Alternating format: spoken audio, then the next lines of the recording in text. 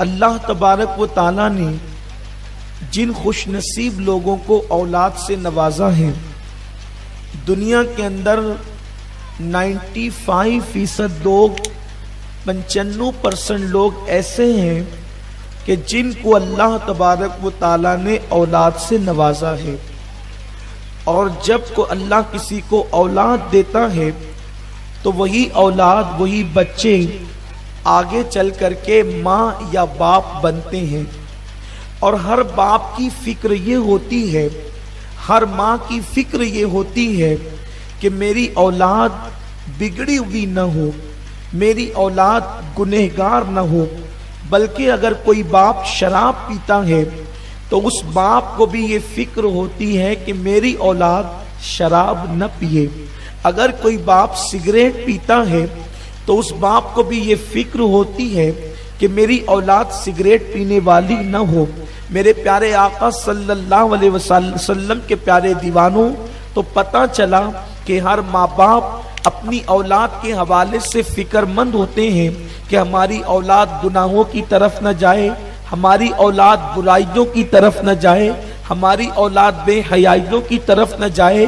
اور جوان ہونے کے بعد سب سے بڑی فکر اولاد کی یہ ستاتی ہے کہ جوان ہونے کے بعد ہماری اولاد ہماری وفادار رہے، ہماری فرما بردار رہے، اور وہ ہمیں لے کر کے چلے، ہمارے بڑھاپے میں وہ ہماری مدد کرے، ہمارے بڑھاپے میں وہ ہماری خدمت کرے، ہمارے بڑھاپے میں وہ ہم سے پیار کرے۔ تو میرے پیارے آقا صلی اللہ علیہ وآلہ وسلم کے دیوانوں، آج کے اس اصلاح معاشرہ کی گفتگو میں میں اپنی جوان بھائیوں سے اور اپنی بہنوں سے، جو لوگ ماں باپ بن چکے ہیں ان سے بھی، اور جو ماں باپ نہیں بنے ہیں ان سے بھی توجہ چاہوں گا کہ اولاد کی تربیت کس طرح کی جائے گی تاکہ ہماری اولاد گناہ گار نہ ہو، ہماری اولاد پاپی نہ ہو، ہماری اولاد بدکار نہ ہو، اور بڑھاپے میں ہماری اولاد ہمارا سہارا بنے۔ میرے آقا صلی اللہ علیہ وسلم کے دیوانوں، لیکن بات اتنی ہے کہ اولاد کی تربیت کیسے ہو؟ اس لیے کہ جب بچہ چھوٹا ہوتا ہے تو ماں باپ سوچتے ہیں ہم اس کو ڈاکٹر بنائیں گے، ہم اس کو ٹیچر بنائیں گے، ہم اس کو انجینئر بنائیں گے، ہم اس کو یہ بنائیں گے، ہم اس کو وہ بنائیں گے۔ لیکن میرے آقا صلی اللہ علیہ وسلم کے دیوانوں، ایک ڈاکٹر کافر ہو کر کے بھی تو ڈاکٹر ہو سکتا ہے، ایک ٹیچر کافر ہو کر کے بھی تو ٹیچر ہو سکتا ہے، ایک وکیل کافر ہو کر کے بھی تو وکیل ہو سکتا ہے، ایک انجینئر کافر ہو کر کے بھی انجینئر ہو سکتا ہے۔ اور یاد رکھنا، کوئی ڈاکٹر ہو کر کے ماں باپ کا وفادار ہو یہ ضروری نہیں ہے، اس لیے کہ ڈاکٹر بھی کبھی ماں باپ کا بے وفا ہو سکتا ہے، ڈاکٹر بھی زنا کر سکتا ہے، ڈاکٹر بھی چوری کر سکتا ہے، وکیل بھی زنا کر سکتا ہے، وکیل بھی چوری کر سکتا ہے۔ آخر ہم اپنے بچے کو کیا بنائیں کہ ہمارا بچہ گناہوں سے بھی بچے اور ہمارے ساتھ وفا بھی کرے؟ تو میں کسی اور کا قول پیش نہیں کرتا، آؤ اپنے آقا کی طرف، مدینے کے تاجدار کی طرف، دونوں عالم کے مالک و مختار کی طرف، اس رسول ہاشمی کی بارگاہ میں چلے جو رسول ماہر نفسیات ہے، جو رسول صحیح معنی میں قوم کے مصلح ہیں بلکہ مصلحین کے بھی مصلح ہیں۔ میرے آقا مصطفیٰ کریم رؤوف الرحیم صلی اللہ علیہ وآلہ وسلم نے ارشاد فرمایا، اے لوگو، تم اپنی اولاد کو 3 باتیں سکھاؤ۔ سب سے پہلے اپنی اولاد کو 3 چیزیں سکھاؤ۔ اب یہاں دھیان سے سننا، آقا اولاد کی تربیت کا طریقہ بتا رہے ہیں، آقا اولاد کی تربیت کا سلیقہ بتا رہے ہیں۔ آقا کریم مصطفیٰ جان رحمت صلی اللہ علیہ وآلہ وسلم ارشاد فرماتے ہیں، ہر ماں باپ کے لیے ضروری ہے کہ وہ اپنی اولاد کو 3 باتیں سب سے پہلے سکھائے۔ ABCD سے پہلے، علی با تا سے پہلے، انار کا او بٹن کا بو سے پہلے، یعنی ہر چیز سے پہلے، امی کے نام سے پہلے، ابو کے نام سے پہلے، دادی کے نام سے پہلے، اپنے نسب سے پہلے، اپنے حسب سے پہلے، اپنے محلے سے پہلے، اپنے محلے کے نام سے پہلے، اپنے خاندان کی وجاہت سے پہلے، سب سے پہلے اپنی اولاد کو 3 باتیں سکھاؤ، اس لیے کہ ABCD ہو یا حرف تہجی ہو یا علی باتا ہو، انسان جو ہے جب بولنے لگتا ہے تب سیکھتا ہے، لیکن حضور علیہ الصلوۃ والتسلیم نے بولنے سے بھی پہلے جو چیزیں سیکھنے کی تھی، حضور علیہ السلام فرماتے ہیں کہ سب سے پہلے 3 باتیں تم اپنی اولاد کو سکھاؤ۔ پہلے نمبر پر میرے آقا فرماتے ہیں تم اپنے نبی کی محبت اپنے اولاد کو سکھاؤ، اپنے آقا کی محبت اپنی اولاد کو سکھاؤ۔ یعنی پہلے نمبر پر مسلمان کا بچہ اگر کوئی چیز سیکھے گا تو وہ عشق رسول سیکھے گا، وہ محبت رسول سیکھے گا، وہ تعظیم رسول سیکھے گا۔ اب آئیے میرے آقا صلی اللہ علیہ وسلم کے دیوانوں، محبت رسول فرض ہے، اور یاد رکھنا یہ سارے فرائض سے بڑا فرض ہے، اس سے بڑا فرض کوئی نہیں ہے۔ ہر فرض ایک مقام پر آ کر کہیں نہ کہیں چھوڑا جا سکتا ہے، ہر فرض کہیں نہ کہیں ترک کیا جا سکتا ہے، لیکن یہ ایسا فرض ہے یہ کہیں ترک نہیں کیا جا سکتا۔ مثال کے طور پر نماز آ گئی، نماز سامنے ہے اور جان کی حفاظت بھی ہے، یعنی کہ مثال کے طور پر آپ نے نماز شروع کی، یہ نماز کیا ہے؟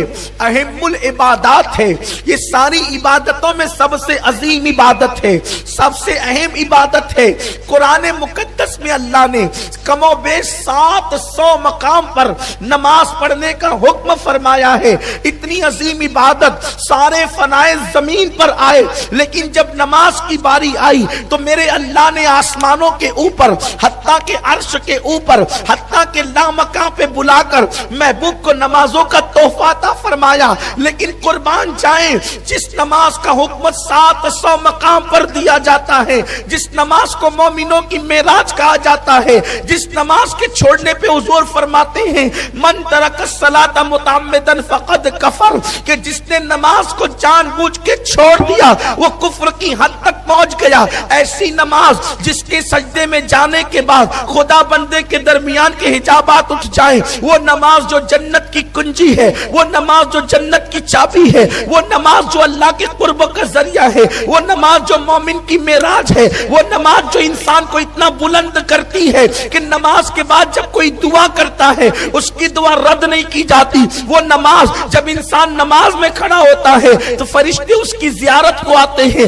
جب انسان نماز میں کھڑا ہوتا ہے اس کے سر پہ نور کا چہرہ، نور کا صحرا سجایا جاتا ہے، جب وہ نماز میں کھڑا ہوتا ہے اس کے سامنے رب کی تجلیات ہوتی ہے۔ لیکن یہ نماز فرض ہے، فرض فرض فرض۔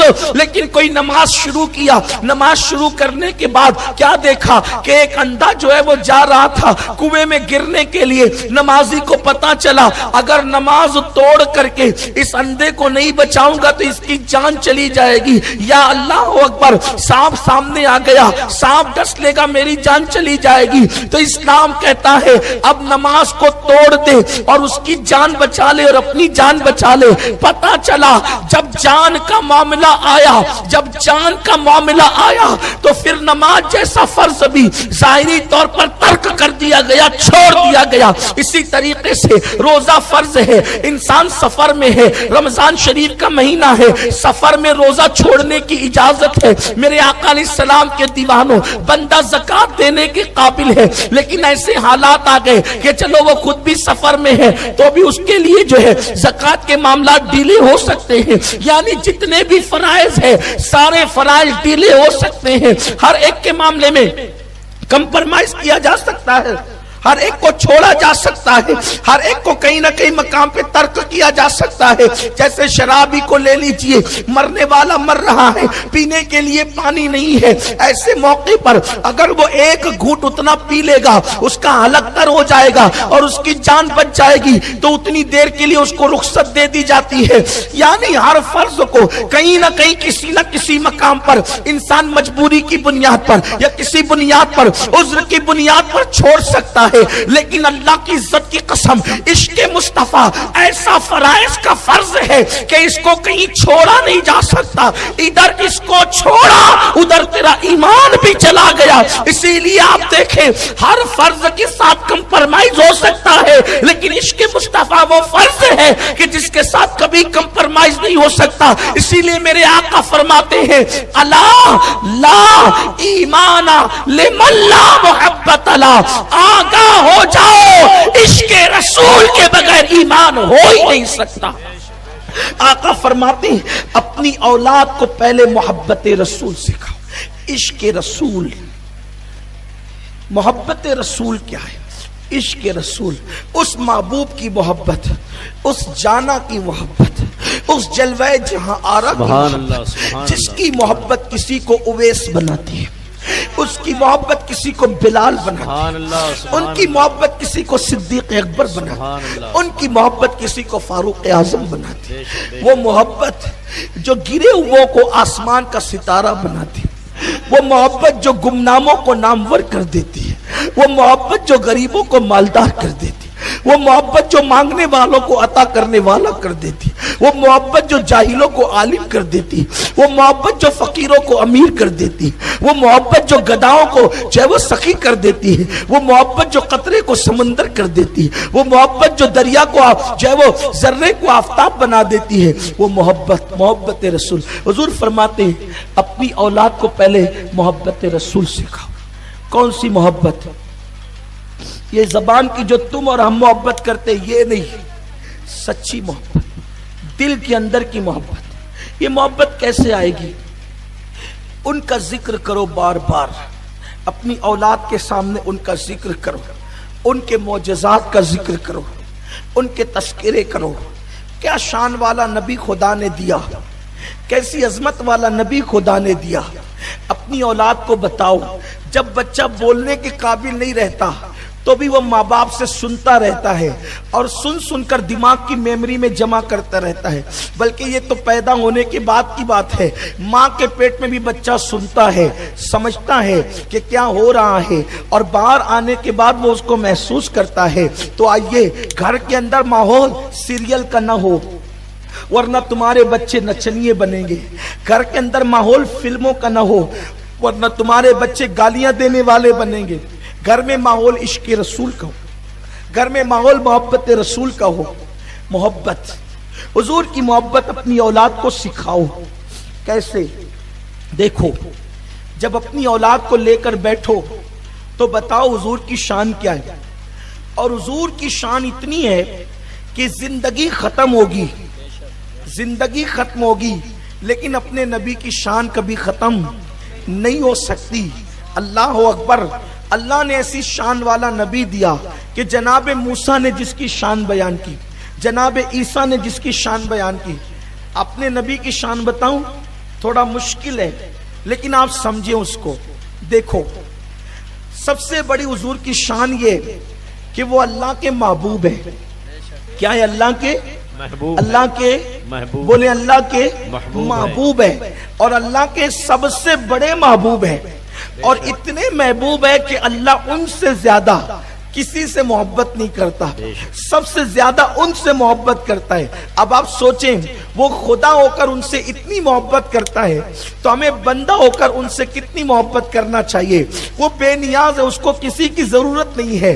جب اللہ بے نیاز ان سے اتنا پیار کرتا ہے تو نیاز مندوں کو ان سے کتنا پیار کرنا چاہیے۔